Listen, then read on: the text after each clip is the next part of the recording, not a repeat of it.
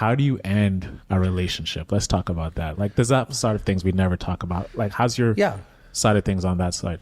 Well, there's a couple of one. I had to say flat out, I can't use you. You can't. I had a broker which we worked at the same club together. It was a kickboxing and jiu-jitsu club and everything. And he was my kickboxing instructor. And he just started mortgages, very hungry and stuff too. Our head guy had his brother. He gave him some money to purchase a property. He's like, I want you to be the broker for the mortgages. And he goes, and you're going to be the realtor, Dave. I said, great. So I made sure I did everything I possibly could. We put a finance condition. We found him a property. When I let the other broker run with it, I said, here, we have a 5-day financing. Let me know. And he kept telling me, he goes, oh, it's fine. They're putting 50% down. It's fine and stuff. Okay. So I'm like, can we waive the condition? Yeah. You're good. You're fine. We went, this was 2018. We went away for our 10th anniversary to Spain.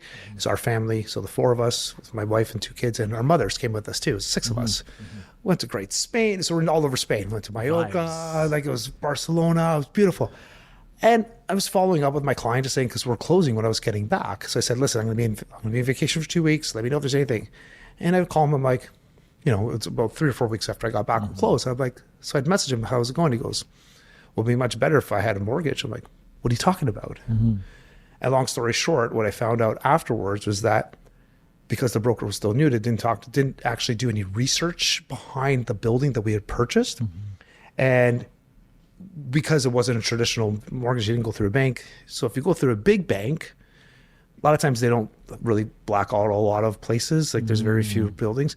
But if you go through mortgage, like some of the smaller ones, they kind of pick and choose some of these buildings. Even though the status certificate was okay and everything else, it was we found out afterwards that this building was blacklisted from a lot of these lenders, which means you can't get a mortgage.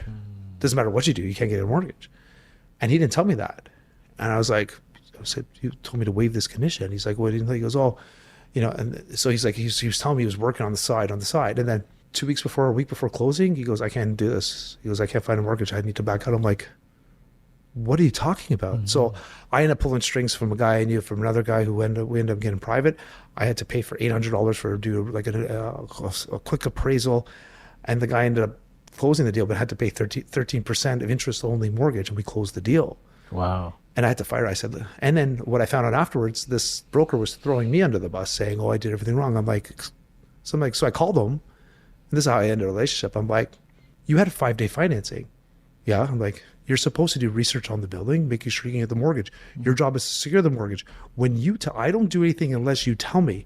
You told me to waive the condition. And he kind of got quiet. I said, so what part of this conversation did you tell me once that we weren't approved?